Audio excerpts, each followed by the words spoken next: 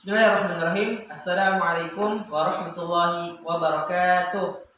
Perkenalkan, nama saya Muhammad Zikrillah, mahasiswa UT semester 2 Pokjar Barabai. Saya akan melakukan praktek mengajar untuk memenuhi tugas dari dosen. Oke, materi yang saya ajar adalah tentang siklus air.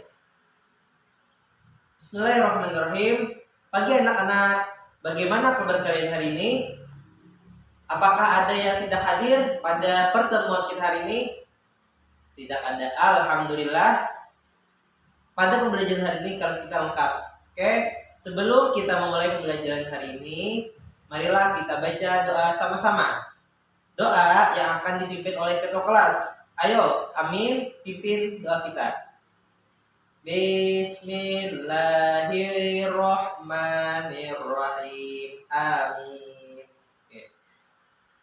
Nah, hari ini kita akan belajar tentang materi siklus air. Tujuan dari pembelajaran kita hari ini, yang pertama, kalian dapat memahami tentang pengertian siklus air. Yang kedua, kalian mengetahui bagaimana proses terjadinya siklus air. Anak-anak, apa kalian tahu permukaan bumi kita ini terdiri dari dua bagian? Yang pertama ada bagian daratan, yang kedua ada bagian perairan.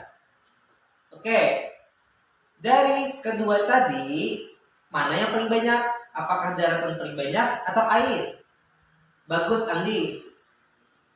Permukaan bumi kita ini 71%-nya terdiri dari perairan. Nah, 71% daratan di bumi ini adalah perairan. Lalu dari 71% tadi dibagi lagi, 97% adalah air asin. Artinya air laut, betul. Selanjutnya sisanya 3% adalah air tawar. Nah, air tawar itu adalah air yang bisa kita konsumsi dalam kehidupan kita. Nah, 3% air tawar tadi terbagi lagi. 2%-nya adalah air yang ada di kutub utara, yaitu bongkahan es batu. Nah, sedangkan 1%-nya ini adalah yang bisa kita minum dalam kehidupan kita sehari-hari. Berada di mana anak-anak? Betul, di sungai, di danau, dan di permukaan tanah. Nah, ya, permukaan tanah artinya air yang berada di dalam tanah. Oke. Menurut kalian, air itu digunakan untuk apa saja? Ya, untuk minum, betul. Itu untuk mencuci pakaian, betul. Satu lagi, untuk menyiram tanaman, betul semua jawaban anak-anak Bapak. Air kita konsumsi dalam setiap hari, bisa kita minum, bisa kita buat untuk mencuci pakaian, bisa untuk membersihkan badan, serta bisa juga untuk menyiram tanaman, betul. Nah, Bapak ingin bertanya lagi, kalian tahu nggak kenapa air di permukaan bumi tidak habis? Apa? Oh, belum ada yang tahu. Bapak akan menjelaskan. Karena terjadinya siklus air. Nah, siklus air tadi adalah perputaran dari air yang ada di permukaan bumi naik ke atmosfer. Di atas atmosfer artinya di awan. Lalu setelah atmosfer turun ke permukaan bumi. Nah, maka akan terjadi air kembali, yaitu siklus air. Oke, perhatikan. Siklus air terdiri dari 3. Yang pertama penguapan, yang kedua pembentukan awan, serta yang ketiga terjadinya penurunan hujan. Oke, penguapan itu terbagi kepada 3. Yang pertama, air laut atau air sungai terkena sinar matahari, maka akan menguap ke permukaan atas. Itu disebut evaporasi. Ingat, evaporasi.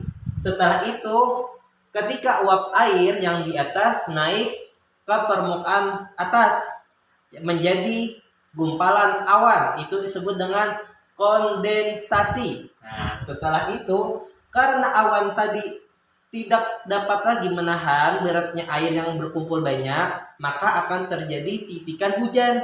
yang disebut presipitasi. Paham? Oke, Bapak akan mempraktekkan supaya kalian lebih memahami lagi. Nah, di sini Bapak ada sudah menggambar tentang, di sini kita anggap air laut. Nanti air laut karena sinar matahari akan menguap ke permukaan. Lalu setelah banyak akan mengumpul awan, lama kelamaan akan turun hujan. Oke. Coba praktekkan langsung. Ini air panas. Coba buat. Nah.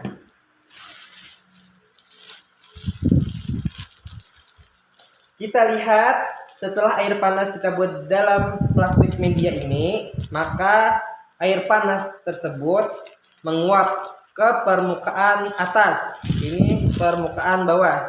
Nah, penguapan itu disebut dengan evaporasi. Ini. Setelah itu, setelah menguap maka akan membentuk awan. Itu disebut dengan kondensasi. Lalu awan itu karena kebanyakan mengumpul maka lama-kelamaan akan bertambah berat. Nah, setelah bertambah berat tidak dapat lagi menahan beban, lalu akan terjadi hujan. Nah, hujan ini disebut dengan presipitasi. Hujan turun kembali ke sungai. Nah, setelah itu apa lagi? Pada besok harinya air yang turun dari hujan ini akan kena sinar matahari, nanti menjadi uap lagi, menjadi awan lagi, terus menjadi hujan lagi. Nah, itu disebut dengan siklus air. Artinya perputaran air dari permukaan bumi naik ke permukaan atmosfer, lalu dari atmosfer turun ke permukaan bumi. Oke. Cukup sekian pembelajaran Bapak hari ini. Semoga pembelajaran hari ini bermanfaat bagi kalian. Akhirul kalam, assalamualaikum warahmatullahi wabarakatuh.